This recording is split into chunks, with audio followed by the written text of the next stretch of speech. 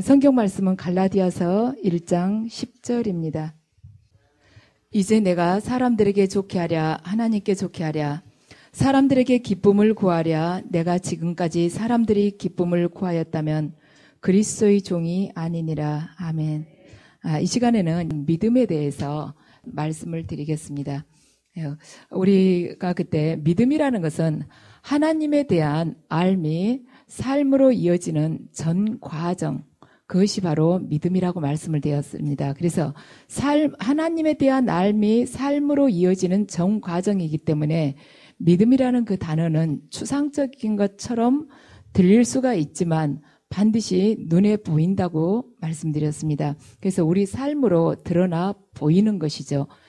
그래서 먼저 믿음이란 무엇인가 이제 여러 가지 종류를 나눠보았는데 믿음은 우리가 온전한 믿음을 생활을 한다면 자신이 확장이 된다는 것입니다. 자기의 내면, 자기의 마음, 영적인 상태가 더 확장되고 성장되는 것이 바로 믿음이다. 그러니까 우리가 하나님께 어떠한 약속음을 받죠.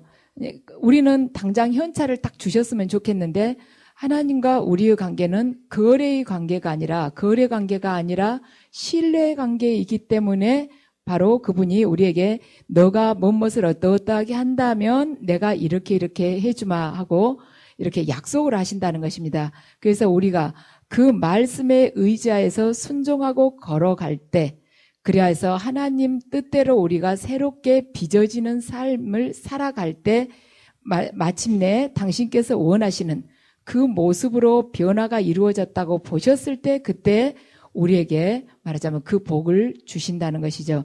그래서 하나님에 의해서 우리가 새롭게 빚어져 가다 보면 우리는 자기 성장과 자기 확장을 반드시 이루게 됩니다. 그러다 보면 자기 확장이 이루어진다는 것은 그만큼 많은 것을 수용할 수가 있다는 것입니다.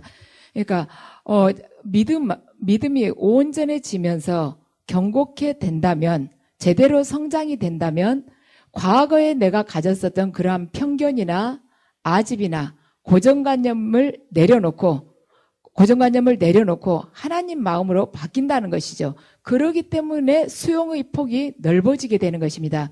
자, 고린도전서 13장 11절을 보면 내가 어렸을 때 말하는 것이 어린아이와 같고 깨닫는 것이 어린아이와 같고 생각하는 것이 어린아이와 같다가 장성한 사람이 되어서는 어린아이의 일을 버렸노라.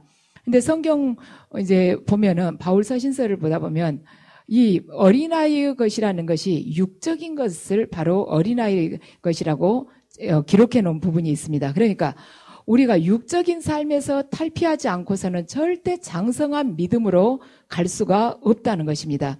여러분들 이렇게 상담하시는 내용을 가만 들어보면요.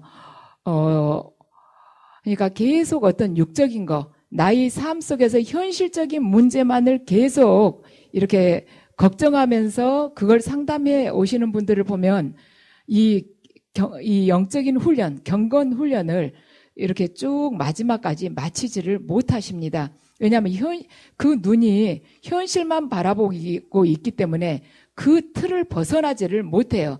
그래서 결국에는 우리는 영원한 존재이신 그 하나님을 믿는다 하면서도 유한한 이 땅의 삶만 바라보기 때문에 결국에는 믿음은 10년 전이나 오늘이나 현실만 바라보는 믿음은 절대로 성장하지 못합니다. 그리고 육적으로 보았을 때 어떠한 고난의 태풍이 몰아친다면 그냥 주저앉게 돼요. 그래서 고통의 그 이면에 있는 하나님을 바라보는 그 눈이 없이는 절대로 믿음은 성장될 수가 없습니다. 그래서 성장해 간다는 것, 바로 자기 확장을 이루어 간다는 것은 무언가 어제의 것을 바로 버리는 것입니다. 그러니까 어린아이적인 것, 육적인 것, 말하자면 썩어 없어질 것을 버리는 것이 바로 성장해 간다는 것입니다. 그래서 우리는 버림으로써 커질 수가 있습니다. 세상 사람들이 보았을 때는 움켜질수록 모을수록 커지는 것으로 생각을 하지만 그리스도교에서는 그것이 아니에요. 역설적인 원리예요. 우리는 버림으로써 커지고 섬김으로써 말하자면 높아지는 자가 되고 또한 내가 나누어 줌으로써 넘치도록 후하게 나중에 받는 자가 되는 것입니다. 그래서 우리는 내 안에 과거의 그 모든 고정관념, 그 틀, 그것을 내려놓을 때만이 내가 온전한 성장으로 갈 수가 있는 것입니다. 나를 그 옥죄는 틀 안에서는 더 이상 이것이 커갈 수가 없어요. 그래서 제임스 패커라는 하나님을 아는 지식이라는 이 책을 쓴 저자는 자기 그 서문에서 뭐라고 그러냐면, 내가 알고 있는, 내가 생각하고 있는 하나님이 왜소하기 때문에, 말하자면 우리 자체가 왜소한 그리스도인에 머물 수밖에 없다고 이야기를 했습니다. 그러니까 여러분들 이 영성 훈련을 받기 전에 여러분들이 그냥 교회에서 일반적인 믿음 생활을 하시다가 여기 오시게 되면, 오셔서 이제 영의 세계를 하나하나씩 조금씩 들으시다 보면 정말 거부감이 드는 것들이 있어요. 왜 저럴까? 왜 저걸 절제를 못하고 저럴까? 그리고 어떻게 저런 일이 있을 수가, 믿을 수 없다. 이렇게 하면은 과거의 그 자기 틀을 절대로 깨고 나오지를 못합니다. 병아리가 이 세상을 바라보기 위해서는, 하늘과 땅을 바라보기 위해서는 반드시 알을 깨고 나와야 되는데, 내 틀이 그 계란 껍질이라고 보세요. 그 안에서는 아무리 발버둥 쳐도 하늘을 볼 수가 없고 이 대자연을 볼 수가 없는 거예요. 그리고 엄마 닭을 절대로 볼 수가 없습니다. 그렇지만 그 틀을 깼을 때 이 세상이 얼마나 넓은지를 알게 되죠. 그 우물안 개구리를 보세요. 우물 안에서는 어때요? 자기 우물 그 동그란 거 바라봤을 때 그 동그란 우물 위로만 보이는 그 하늘이 전부인 줄 알아요. 그렇지만 그 개구리를 우물에서 꺼내가지고 밖에 내가지고 이렇게 보라 하면은 정말 다른 것이죠. 다르죠. 이 세상이 얼마나 넓고, 내가 봤던 그 우물 속에서의 하늘은 구름만 있던데 하늘에는 구름만 있는 것이 아니구나. 새도 날아다니고 잠자리도 날아다니고 저렇게 키가 큰 나무들도 서 있고 그러구나. 이렇게 바뀌는 거예요. 그래서 내 틀을 깨지 않으면 나의 하나님은 나만의 그 고정관념 속에 항상 갇혀 계시는 분입니다. 그래서 절대로 여러분들이 영적으로 성장을 할 수가 없습니다. 여러분들이 이렇게 영안이 열리게 되면 환시를 보시게 되죠. 그럼 내가 기도할 때 환시로 이러이러한 장면을 봤다. 그러면 이제 어떤 말하자면 고정된 장면을 본 거예요. 정지된 장면을. 근데 다른 사람이 동영상으로 본다고 이야기를 하게 되면은 내가 체험을 안 했기 때문에 도저히 믿어질 수가 없는 거예요.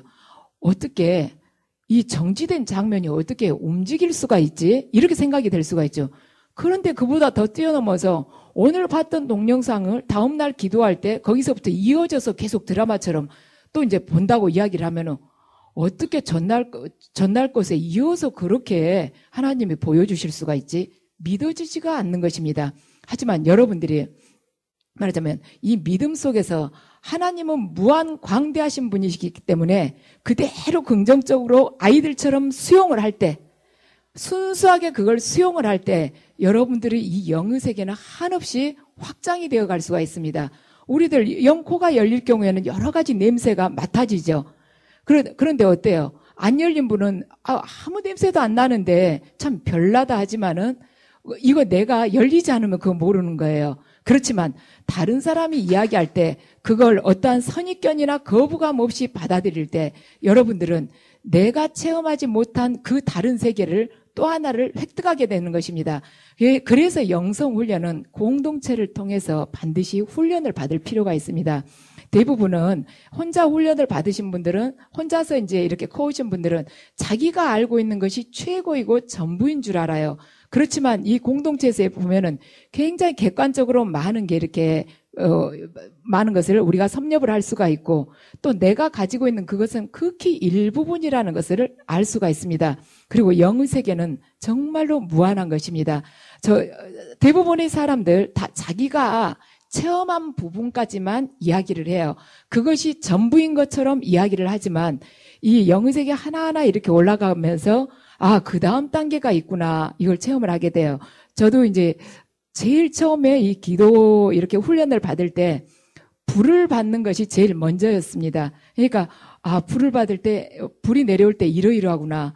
깊은 불이, 강하게 뜨거운 불이 한꺼번에 들어올 때는 내가 몸에서 이런 현상이 나타나고, 말하자면 이렇게 반응이 되고 악한 영들은 어느 정도의 세력들이 나가게 되구나, 이걸 알았어요. 그 다음에 불을 받고 나니까 그 다음에 주님이 이렇게 빛을 주셨어요.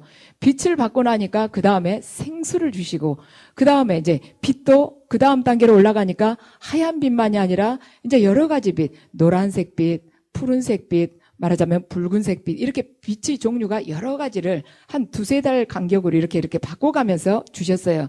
그러니까, 아, 이렇구나. 이 빛이 들어올 때는, 노란색 빛이 들어올 때는 이런 은혜가 들어오구나. 그렇게 알았는데, 아, 이렇게 각자 이렇게 들어오구나 하는데, 어느 날 갑자기 주님이 그 빛을 한꺼번에 무지개 빛으로 확 한꺼번에 이렇게 섞어가지고 주시는 거예요. 그래서 아, 이 은혜가 이렇게 한꺼번에 들어올 때는 이런 현상이 나타나고 치유 기도를 남을 해드릴 때도 이렇게 치유가 되겠구나 하는데 거기가 최고인 줄 알았어요. 근데 얼마 전부터는 주님이 이제 생명수를 내려준다. 생명수를 받게 된다. 그러시면서 이 생명수가 최고의 말하자면 영적인 그 능력을 받는 데 있어서는 최고라고 말씀을 하셨습니다. 그러니까 우리는 내가 어느 정도 훈련 받다가 딱 거기서 정지를 하게 되면 그게 마지막인 줄 아는데 그게 아니다는 거예요. 그리고 제가 지금 이제 말하자면 생명수를 지금 받고 있다 하지만 제가 지금 최고의 상태가 아닙니다. 왜냐하면 제가 영적으로 그만큼 성결하고 주님 말씀에 아주 100% 가까이 죽는 자가 될 때 주님이 원하시는 그 생명수의 능력이 온전하게 나가는 것이지 제가 세상 바라보고 낙심하고 말하자면 불평하고 이러면은 아무리 오늘 아주 이렇게 말하자면 흠뻑 받았다 할지라도 그걸 제가 내보낼 수 있는 통로가 조그만 거예요. 제 안에 정말 왜소한 믿음이 그 사이에 형성됐기 때문에 그래서 우리는 내가 아는 것이 절대로 전부가 아니다. 내가 이 가슴을 말하자면 아무 편견 없이 최대한 열어놓을 때 많은 은혜를 받을 수 있습니다. 그래서 믿음이라는 것은 영원하시고 전능하시고 무한 광대하신 하나님께 내 영혼을 확 열어드리는 것이 바로 믿음입니다. 자, 믿음은 그리고 바로 계산하는 것입니다. 믿음은 계산이 되는 것이에요. 자, 바르게 계산할 줄 아는 사람이 반드시 바르게 선택을 할 수가 있습니다. 마태복음 5장 19절을 보면 그러므로 누구든지 이 계명 중에 지극히 작은 것 하나라도 버리고 또 그같이 사람을 가르치는 자는 천국에서 지극히 작다 일컬음을 받을 것이요. 천국에서 그 사람은 작다고 일컬음을 받는다는 것입니다. 그런데 누구든지 이를 행하고 가르치는 자는 그러니까 자기가 먼저 몸소 행하고 자기가 행한 것이 더 먼저라는 거예요. 행하고 남에게 가르치는 자는 천국에 갔을 때 크다고 일컬음을 받는다는 것입니다. 그래서 우리가 죽고 난 후에 천국에 갔을 때 작다고 일컬음 받는 사람이 있는가 하면 크다고 일컬음 받는 사람이 이렇게 있다는 거예요. 서로 구분을 지어놨다는 것이죠. 그래서 우리는 굉장히 평등하다는 걸 많이 주장을 하지만 평등이라는 구호는 인간이 부르짖는 것이고 하나님은 평등의 하나님이 아니라 공평의 하나님입니다. 공평의 하나님이라는 것은 무엇이냐? 뿌리는 대로 거두게 하시는 하나님이라는 거예요. 하나님의 법칙은 우리가 뿌리는 그대로 거두게끔 하십니다. 콩 심은 데 콩 나고 팥 심은 데 팥 나게끔 하시는 거예요. 그래서 지금 마태복음 5장의 이 본문처럼 하나님 나라에 가보면 큰 자도 있고 작은 자도 있다는 것입니다. 그래서 사도 바울처럼 이 땅에 살아가면서 자기 목숨을 내던지면서까지 주님을 위해서 산 사람과 내 가정의 행복이나 나의 어떠한 안전이 조금이라도 위협을 받으려고 하면은 뒷걸음질 치는 말하자면 삶을 살아간 크리스찬과 어떻게 같이 똑같은 평가를 하나님께 받을 수가 있겠습니까? 그래서 믿음이라는 것은 반드시 뿌리는 대로 거두는 것이다. 그 다음에 하나님께서는 우리가 생각하기에는 한없이 말하자면 자애로우신 하나님이시니까 절대 그렇게 어떻게 당신의 자녀인데 그렇게 혹독하게 하실 수 있을까? 그렇지가 않습니다. 지금 우리는 죽고 나서 하나님 앞에 가서 심판 받아보면 알지. 근데 저는 이렇게 생활해 오면서 이제 계시 받고 그 사람이 어떻게 되는가 이렇게 보았을 때요. 주님이 굉장히 참아주실 때는 그 사람이 변화되기를 바라면서 굉장히 오랫동안 참아주십니다. 그러니까 그분은 오래 참으시고 인내하시는 분이에요. 우리들 같으면 어때요? 그냥 가서 확 어떻게 했으면 좋겠는데, 위해를 가했으면 좋겠는데, 하나님은 그렇게 하시지 않습니다. 나는 그냥 오장육부가 탁 터질 만큼 화가 나는데 하나님은 그대로 참으세요. 그렇지만 그게 딱 그 당신께서 정하신 그 말하자면 시점이 딱 찼을 때는 그 때가 찼을 때 딱 심판이 내리면은 굉장히 단숨에 짧은 시간에 이게 심판으로 나락으로 떨어지듯이 그렇게 심판이 주어집니다. 우리는 죽고 나서 심판받는 게 아니에요. 이 땅에서도 계속 심판을 받아가는 것이에요. 그래서 그 심판은 어느 날 갑자기 내린 것이 아니라 오늘 지금 이 시간 우리가 어디다 뿌렸느냐가 바로 그 결과가 앞으로 미래에 오는 것이에요. 지금 내가 뿌리고 있는 것의 결과를 이 다음번에 내가 받는 것입니다. 그래서 내가 육에다 뿌렸느냐 성령에다 뿌렸느냐, 내가 죽음에다 뿌렸느냐 내가 영원한 생명에다 뿌렸느냐, 그거 내가 하나님 앞에 뿌렸느냐 내가 이 세상에다 뿌렸느냐, 그 결과에 따라서 우리가 하나님 앞에서 심판을 받는 것입니다. 그러면 자, 우리가 상 받는 원칙이 있을 거예요. 하나님 앞에서 어떻게 하면 상을 받을 수 있고 어떻게 하면 상을 못 받겠는가. 자, 마태복음 6장 1절입니다. 사람에게 보이려고 그들 앞에 너희 의를 행하지 않도록 주의해라.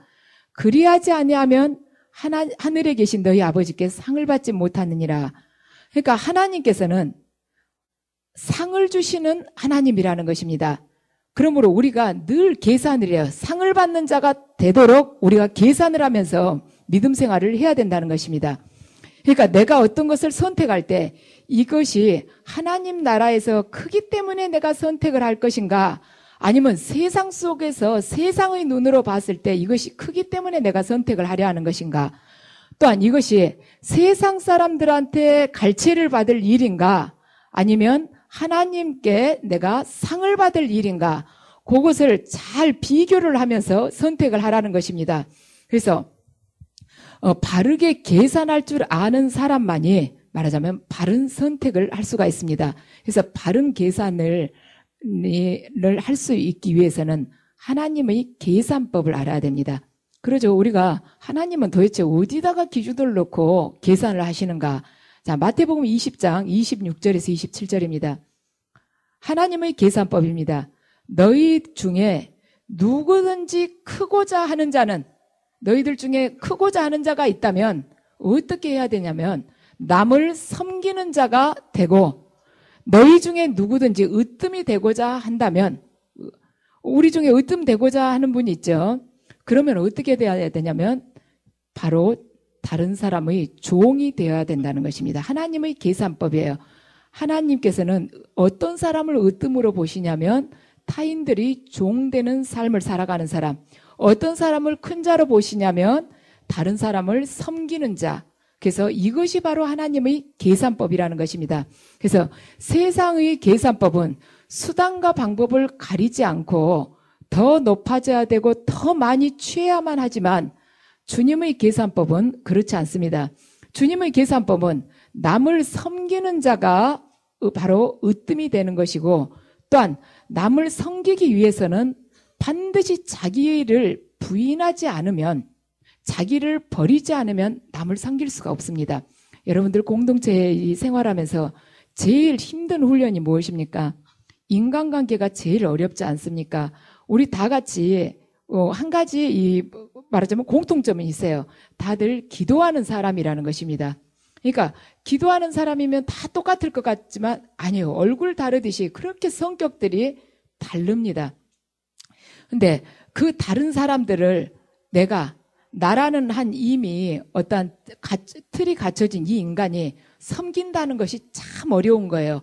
이 사람 색깔 말하자면 A라면 이분은 색깔은 B고 이분은 C고, 그때마다 A한테 맞춰서 내가 죽어야 하는 부분이 다르고 B에게 맞춰서 내가 죽어야 하는 부분이 다른 거예요. 각기 다 개성이 다릅니다. 그리고 말하자면 영성 훈련을 받아가면서 결국에는 다 우리들 안에 있는 불순물을 다 빼고 나면은 다 똑같을 것 같지 않습니까? 하지만 하나님께서 우리 각기 그 기질은 장점으로 쓰시기 위해서 그대로 놔두십니다. 그렇지 않으면은 다 똑같이 만들어버리죠. 처음부터 그분이 다 선하게 공장에서 뽑아내듯이 말이죠. 그렇지 않습니다. 그렇기 때문에 영성 훈련을 받아가면서 우리들 나름대로 말하자면 우리 내면이 성화돼 간다 해도 각기 그 개성이 아직은 남아있는 개성들이 있어요. 그것이 반드시 하나님은 그 기질을 장점으로 쓰시려고 그대로 두시지만 근데 그 사람마다 다 맞춰서 이렇게 섬긴다는 것이 참 어려워요. 그래서 내 자기 부인이 온전하게 이루어지지 않고서는 남을 진정으로 섬기는 자가 되기가 어렵기 때문에 다른 사람을 섬기는 자가 하늘나라에서는 큰 자라고 주님께서는 말씀하십니다. 그래서 우리는 그리스도인으로서 무엇을 버려야 되고 무엇을 취할 것인가 지금 주님의 계산법을 통해서 알 수가 있습니다. 지금 여기 오신 분들은 대부분이 말하자면 많은 것을 포기하고 내려놓고 오신 분들입니다. 그래서 우리가 주님의 일꾼이 되기 위해서 여러분들이 지금 여기서 훈련받았고 내가 어디 가서 한번 일확천금 떼돈을 확 벌어봐야겠다 하시는 분 아무도 계시지 않잖아요. 우리가 뭔가를 포기하지 않고서는 하늘나라를 차지를 할 수가 없습니다. 그래서 여기 오신 분들 우리가 취할 수 있는 이득이나 혜택을 버리고 오신 분들입니다. 그래서 버릴 때 하나님께서는 당신 것으로 채워주시고 또한 내가 말하자면 취할 수 있는 그 기득권에 대해서 포기할 때 하나님께서는 당신의 것으로 영적인 그 보화로 넘치도록 부어주십니다. 하나님 굉장히 계산이 정확하신 분이에요. 저는 그걸 많이 느낍니다. 절대로 당신을 위해서 버리거나 포기하지 않는데 그냥 주시지 않아요. 그리고 능력도 이렇게 우리 붕어빵처럼 탁 구워가지고 만들어서 먹어라. 절대 이렇게 안 하십니다. 우리 생각에는 내가 할 수 있는 게 뭐가 있겠어. 나는 도저히 못하지. 하나님이 어떠한 완제품을 딱 주시면 그때 내가 사역을 해야지. 예언도 딱 하나님께서 정확하게 귀가 고막이 터지도록 이야기를 해주시면 그때 해야지. 이거 가물가물해가지고 틀리면 망신이고 자칫하며 막 예언한다 할 때 내가 어떻게 이렇게 하고 있을 때 절대 하나님 역사하시지 않습니다. 여러분들이 조금 이렇게 영적인 사역은 두려울 거예요. 저도 굉장히 두려웠습니다. 내가 어쩌다가 저는 예언 은사를 먼저 받았어요. 어쩌다 이 은사를 받아가지고 예언 은사같이 하나님께 매달려야 되는 것이 없습니다. 이거 집중해서 확 매달리지 않으면은 계시를 잘못 받아요. 안 받아보신 분들은 아유 하나님이 능력 주셨는데 자고 있어도 다 들리지. 그리고 틀리게 말하려 해도 하나님 뜻인데 입 비틀어 갖고라도 똑바로 말하게 해주시지. 그게 뭐가 어려워? 아닙니다. 이게 조금만 딴 생각을 하거나 내 생각이 조금만 들어가면 이게 틀려버려요. 그래서 제가 예언 은사 받고 나서 딱 혼자 느낀 게 하나님이 사람 잡는데 예언 은사 같이 사람 잡기 좋은 게 없구나. 당신한테 완전히 매달리게끔 하는 거. 이거 하나님 뜻을 받아야 되는데 딴 데 가서 그분이 예언 받으면은 그냥 아시지 않습니까? 제가 틀리게 했을 경우에.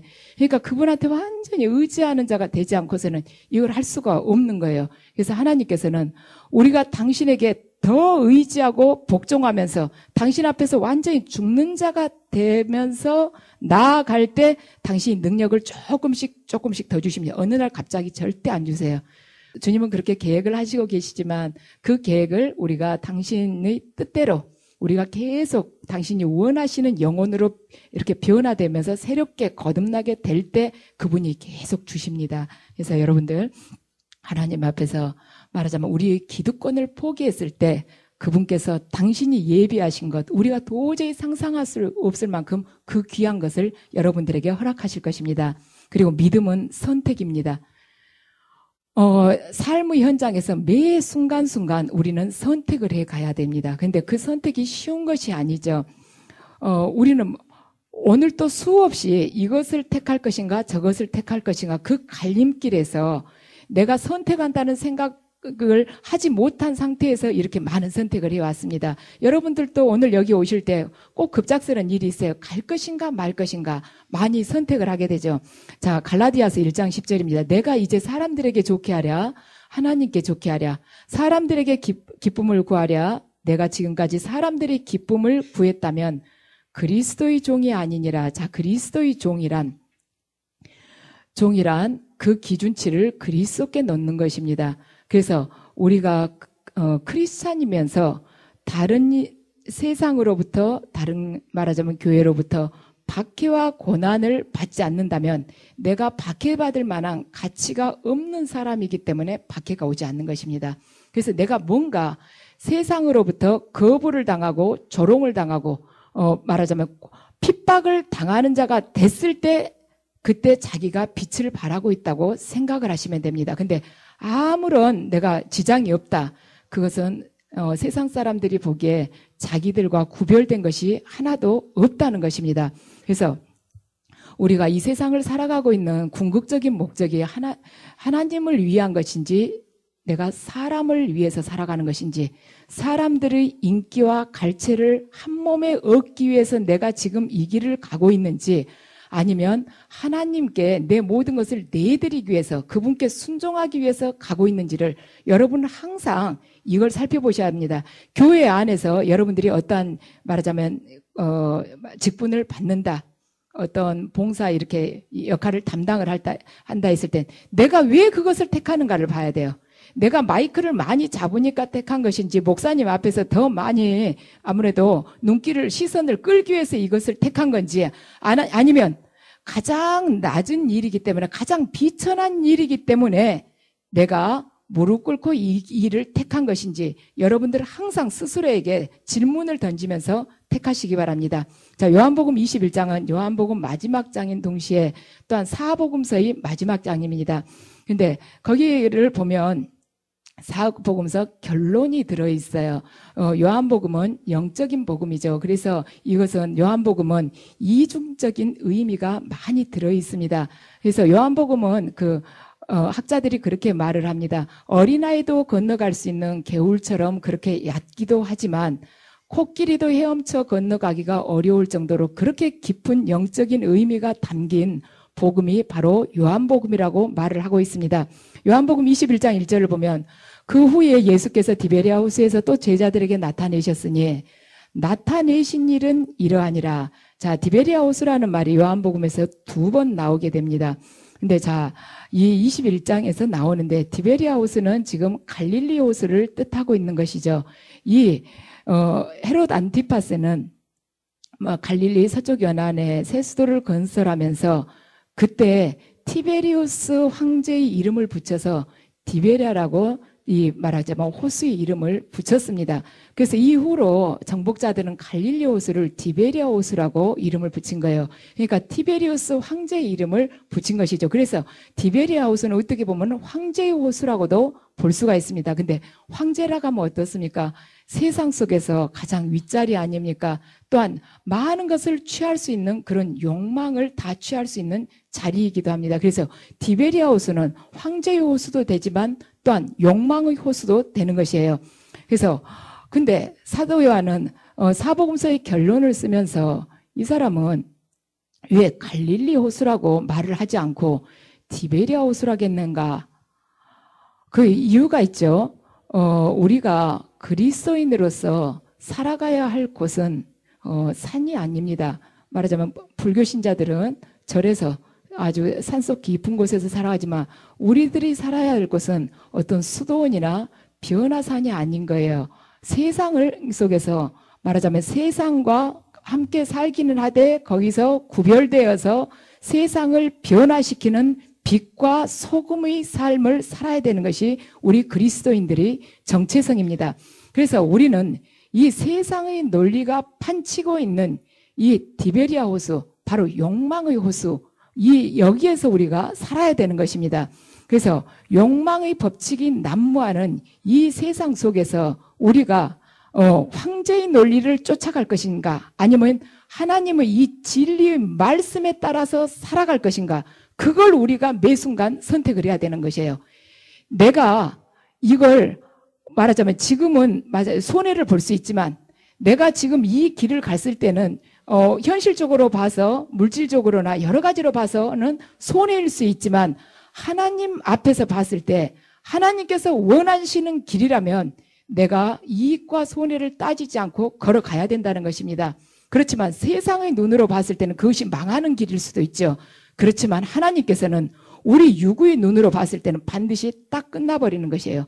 절벽처럼 더 이상 갈 수가 없는 막다란 절벽의 말하자면 맨 꼭대기에 우리가 서 있는 것 같지만 그곳에 당신이 능으로 순간적으로 말하자면 푸른 초장으로 인도해 주시는 그 길을 당신께서 열어주십니다. 그렇기 때문에 여러분들 지금 이 자리가 여러분들이 지금 주어진 이 문제들이 딱 보면은 문제 앞에서 봤을 때 말하자면 사망의 골짜기가 입을 열고 있는 것처럼 보일 수가 있어요.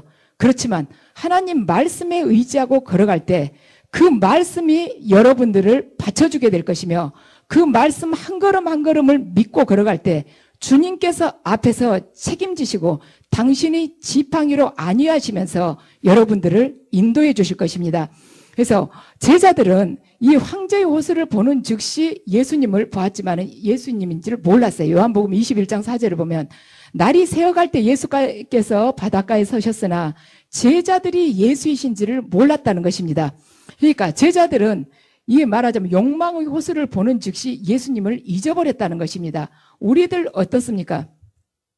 지금 이곳에서 여러분들이 은혜는 받고 계시지만 일단 세상으로 나가게 되면은 하나님을 잊어버리는 순간들이 많아요.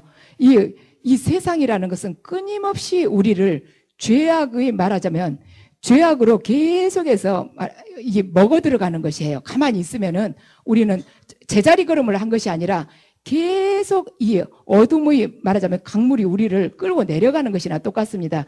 근데 여기서 여러분들이 은혜는 받고 가셔가지고 몸부림을 치면서 그 물살을 헤쳐서 거슬러 올라가는 그 영적인 훈련을 계속해서 여러분이 하지 않는 이상은 우리는 욕망의 호수로 빠져서 우리 존재 자체를 잊어버리게 될 것입니다.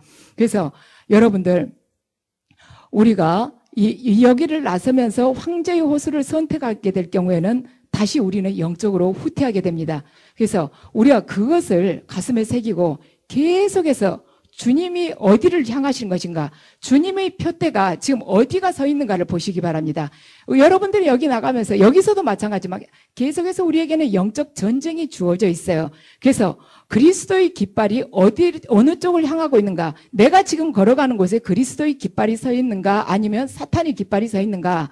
사탄이 지금 부와 명예와 권력으로 나를 말하자면 유혹하면서 그 깃발로 따라오도록 흔들고 있는가, 아니면 그리스도께서 가난과 겸손, 순종으로 나를 지금 이끌어가고 계시는가, 그 깃발을 잘 보시기 바랍니다. 그래서 우리가 그 깃발을 보고 걸어갈 때 하나님께 우리가 영광을 돌린다는 그 기도가 온전하게 그분 앞에 상달되게 될 것입니다. 우리는 그 기도를 드리면서도 한편으로는 우리가 비상하게 머리를 쓰면서 영광의 일부를 내 것으로 딱 만들려고 해요. 내 것으로 챙기려고 하는 부분이 인간 안에 있습니다. 인간이라는 자체가 항상 악이 내면에 깔려 있습니다. 그렇지만 우리가 하나님을 위해서 산다고 말은 하면서도 종종 세상 사람들하고 아주 비슷하게 살아가는 경우가 많습니다. 세상 사람들은 공개적이거나 노골적으로 그것을 하지만 우리 크리스찬들은 교묘하게 하는 것, 그 차이밖에 없는 거예요. 그래서 내 자신의 영적인 상태를 계속 점검하면서 하나님 말씀 앞에서 여러분들이 죽으시기 바랍니다. 말씀 앞에서 죽는다는 것이 뭐냐? 그 말씀 자체에 말하자면 내가 완전히 복종하는 것이에요. 그러니까 과거에 어제까지 나를 다 내려놓는 것입니다. 그리고 하나님의 말씀을 그걸 그대로 내 것으로 말하자면 만들어서 그대로 살아가는 것이 말씀 앞에서 옛사람이 내가 죽고 새로운 피조물이 육화되어서 살아가는 삶입니다. 그래서 그리스도인들은 경건한 삶을 굉장히 쉽게 말하자면 살아가려고 생각을 하죠. 그러니까 캡슐 약처럼 그렇게 쉽게 얻어먹으려고 해요. 그러니까 간단하게 힘 안 들이고 경건한 자가 되고 싶어 하는 것이죠. 그렇지만 그것은 경건 생활을 쉽게 하려는 처사이고 그러한 방법은, 그러한 기발한 방법은 어디에도 없습니다. 있다면 그리스도인에게 경건 생활이 있다면 그것은 십자가뿐입니다. 그리스도와 함께 자신을 십자가에 못 박고 자기 영혼을 하나님께 완전히 내맡기면서 모든 것을 내려놓고 더 이상 말하자면 자신을 변호하지 않는 그리스도인, 한마디로 말해서 십자가에서 죽은 그리스도인, 바로 그 사람을 통해서 그리스도께서 부활의 생명을 드러내시게 될 것입니다. 그래서 여러분들 이 시간을 통해서 여러분들이 이 세상 속에서 무엇을 선택할 것인지를 항상 스스로에게 질문을 던지고 그 안에서 선택한 그 안에서 주님의 말씀 앞에 온전히 죽고 여러분들 부활의 생명을 이 세상 곳곳에 나누는 자가 되시기 바랍니다.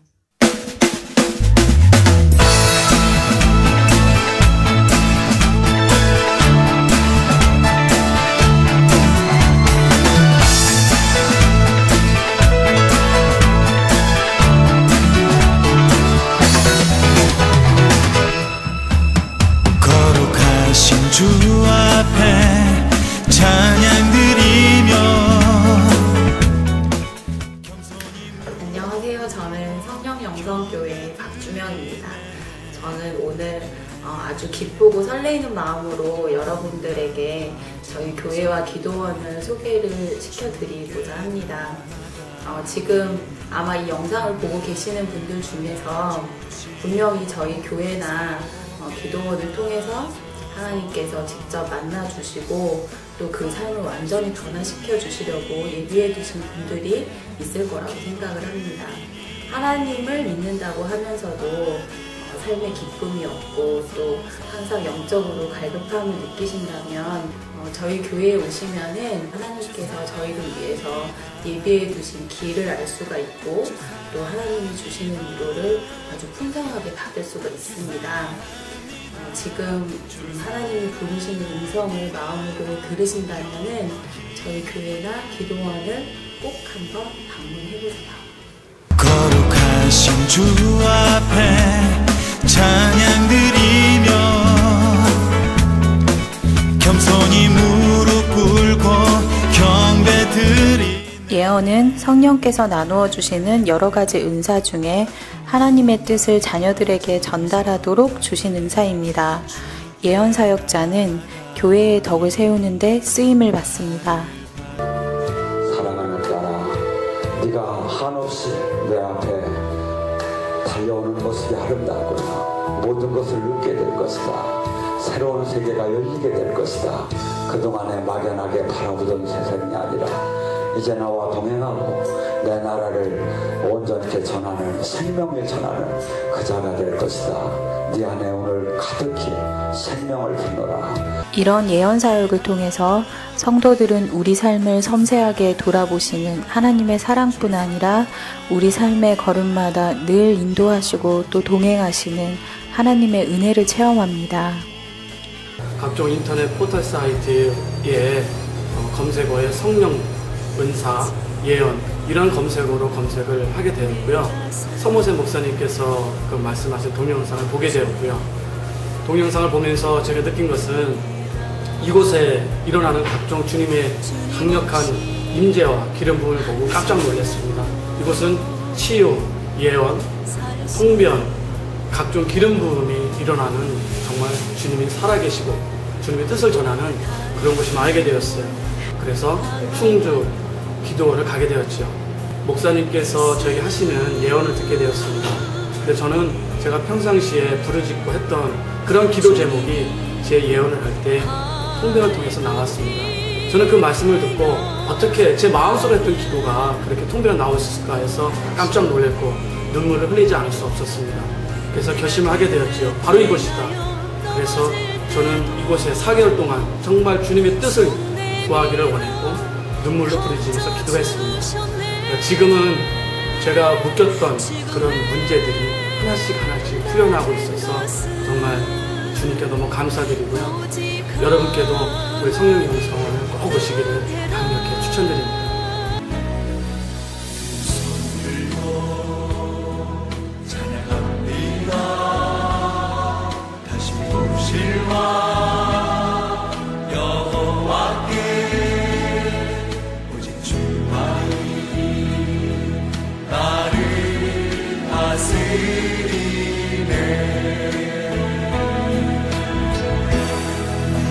주님만을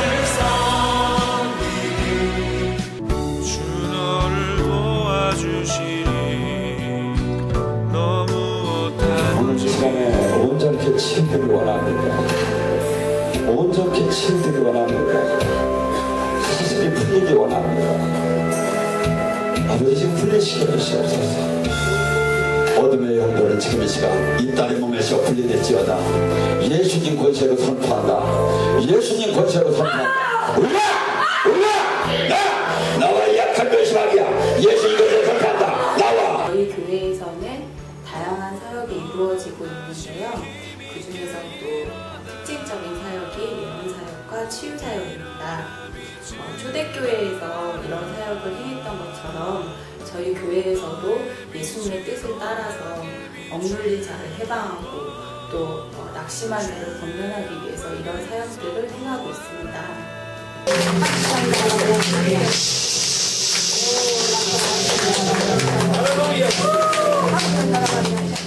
성령님의 역사하심을 통해서 어둠의 권세로부터 해방이 될 수 있고 또 하나님의 자녀로서 마땅히 누려야 될 축복들을 누릴 수가 있습니다.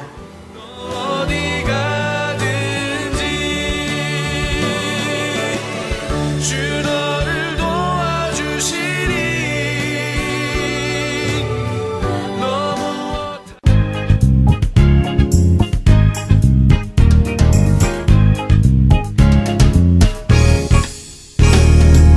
무엇이 행복이냐 묻는다면 당신은 무엇라고 말할래요? 하나님을 찬양할 수 있다는 것, 이것이 인생의 자명복이죠. 성령님께서 임재하시는 이곳에서 기도 훈련을 받고 영이 조금씩 열려가고 새로운 영적 체험을 겪어가면서 그런 과정 속에서 믿음이 점차적으로 성장하고 성경의 말씀들이 머리가 아닌 가슴으로 더 깊게 깨달아가고 있습니다. 성령님의 강력한 역사가 있고 주님 앞에서 온전히 순종하는 삶을 살고 계시는 목사님과 원장님이 계시고 또한 깨끗하고 투명하게 운영되고 있는 이곳 성령 영성 기도원으로 영적으로 갈급한 주님의 많은 자녀분들이 인도받고 주님의 은혜 속에서 묶임이 풀리고 축복받는 삶을 사시게 되기를 진심으로 원합니다.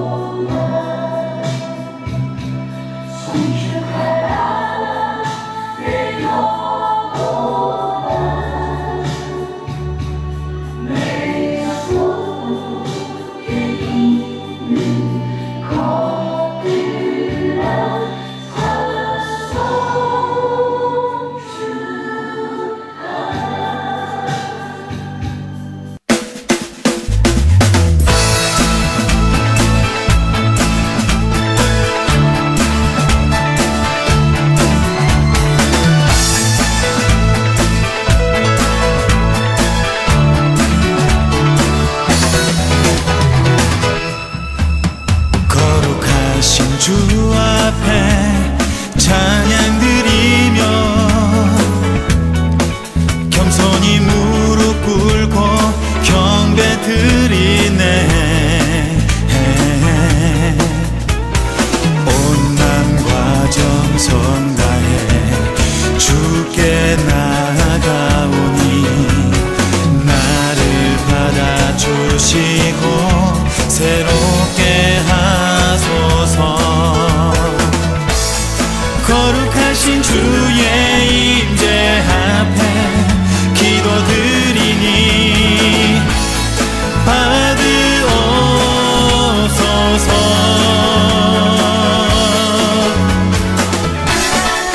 주 사랑합니다. 주 사랑합니다. 주 사랑합니다.